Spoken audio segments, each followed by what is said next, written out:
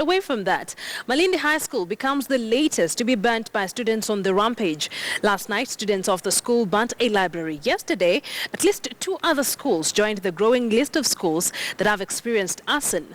These are Kabarnet boys and Kadhiani boys. This comes only a day after Education Cabinet Secretary Fred Matiang'i formed an 8-man investigations team to comb the areas affected by the ongoing unrest. The team is scheduled to present their report in 30 days.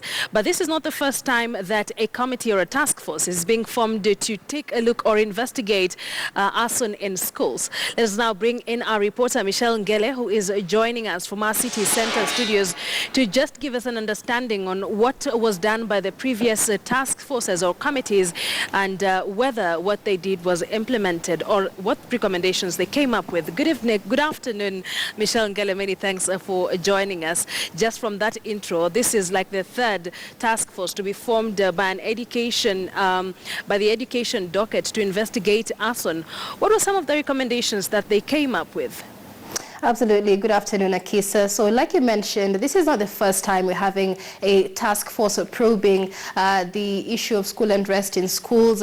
And of course, the Minister of Education also says that the cases of unrest that are witnessing in this second term of 2016 is not as bad as compared to previous cases. But Akisa, we have had the Naomi Wangai-led task force on student discipline and unrest. We've also had the Lawrence Sagini-led task force of 2001, both of which were probing cases of school unrest. But most of the time we've seen that these recommendations were not implemented by the government. We had the former Minister for Education, Jacob Kaimenyi, try to implement some of these when we had cases of school unrest before, and this led to the abolition of mock exams as well as the abolition of ranking of schools, because at the time some of these recommendations by these task forces said that pressure on students to perform was the cause of school unrest. And so we saw the abolition of mock exams, which was the cause of many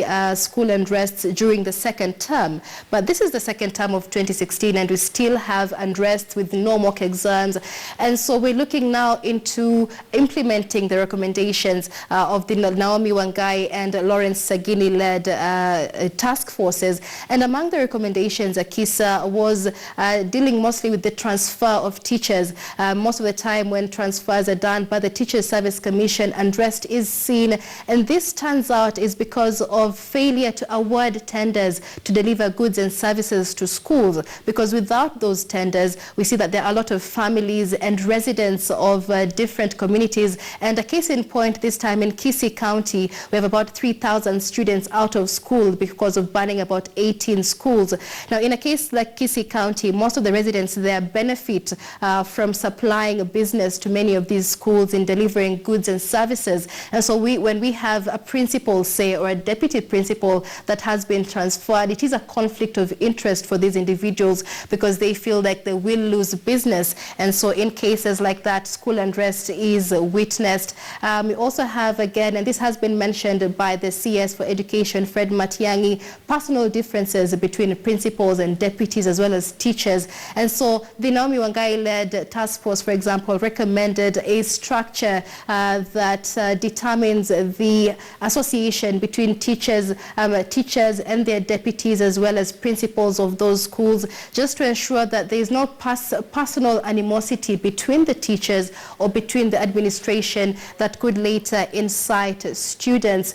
But then again, Akisa, remember this task force, the 8-man team that has been put together this time, is not really going to propose new recommendations. What the CS has done is that they're going to look into the previous recommendations by the previous task forces and recommend the way forward in implementing those recommendations. And so we are expecting to see something come out of this task force, not just recommendations that will never be implemented, but a follow-up on previous recommendations and what that means for school unrests this year. All right, thank you very much, Michelle, for that. Our reporter, Michelle Ngele, joining us from our city center studios, taking a look at some of the previous task forces.